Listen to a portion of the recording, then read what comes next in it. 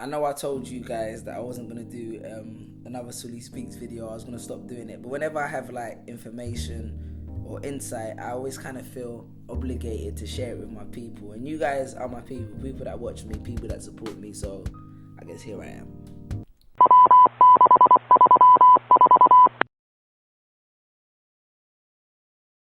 What I want to talk about today is kind of like something that I heard recently, which was literally one of the most articulate and probably the best explanations I've ever heard as to why bad things happen to good people, or why bad things happen in general. You know, like bad things happen to all of us, and we're always like, oh, why is this happening? You know, and we get upset, and we, you know what I mean.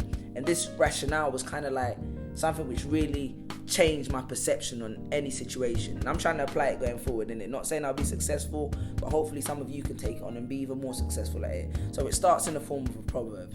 Basically, there's a farmer, and the farmer, one day one of his horses runs away, and the neighbor comes up to him and says to him, oh right, that's bad luck, you know, such a shame you've lost your horse. The farmer looks at him and says, good luck, bad luck, what do I know about such things? The next day his horse comes back and it returns with 20 wild horses. So it returns, the neighbor comes up to him and he goes, wow, that's such good luck, you know what I mean? Like, you lost your horse, now you have 21 horses. So the farmer's like, good luck, bad luck, it is, what do I know about such things? The next day, the farmer's son is playing with one of the horses, one of the wild horses anyway, and it ends up kicking him. And it ends up kicking him so hard that it breaks the child's leg. So the neighbor comes to him and says, that's such bad luck, you know, your son's broken his leg. The next day, a group of vigilantes, bandits, or gang, whatever you want to call it, come to the village looking for able-bodied boys to recruit. So they're searching around, they come to the farmer's house and they want to take his son. But then they find out that his son has been disabled and his leg is broken, so they end up leaving him and moving on to the next house. Do you kind of get the message behind the story? The message is kind of like, bad things happen, but the way we always assess a situation is for the worst. But even between any situation, not every situation, but we should always try and look for the silver lining, you know? I heard it and it was so profound. It was said by a guy called Dr.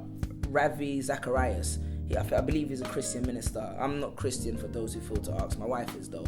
But yeah, and the information was like, I guess the way he phrased it made me kind of summarize it into this way. I guess bad things happen. He explained it from a spiritual perspective. It was very religious and insight, and I'll put the link in the description. But I guess the way he kind of made me summarize is that bad things can happen for essentially 3 reasons. 1, to allow you to get stronger, you know, and to grow from the situation.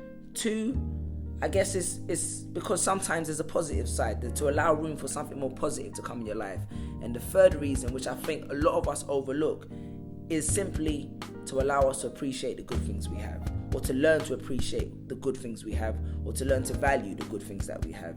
You know, and I hope that makes sense. It's such a great talk. I'm going to put a link in the description. And no, you don't have to be Christian to watch it. You know, I feel people often limit their understanding or where they get information from simply because of the source, you know. But I always base what I learn off the quality of information as opposed to who is saying it, if that makes sense. You know, because I feel a lot of people always caught up in, oh, I've got this saying which I always say, if the devil gives you good advice, is it still good advice? Nothing. I'm not talking about anything to do with the devil. It's just a metaphor for me saying that if a person that you think wishes 100% bad for you gives you good advice, is it still good advice? Imagine you were standing at the edge of a cliff and the person that hates you, wants to see you dead, says, don't jump. That's still a common sense and good advice. So I think people should open and broaden their mind outside of that. Yeah, so that's the basis of the Suli Speaks. Cool, man. What am I reading at the moment? I know you guys like to know what I'm reading. I'm not actually reading any kind of like self-help or like books, edifying books. I'm actually reading fantasy novels at the moment. Not erotic fantasies, but like fantasy novels, like Lord of the Rings kind of. I finished the Night Angel Trilogy by Brent Weeks. I'll put that in the description for those of you into that stuff. And now reading the LightBringer Series. I've spent a lot of my time working on a show that I'm working on in the summer in London, and as you see, you've seen the content coming out on my channel, so I hope you guys are supporting that. I appreciate that, and more updates on anything coming soon. Summertime's going to be big. Outside of that, yeah, peace. No, it's not peace anymore, but I mean to change it. It's safe. Take care.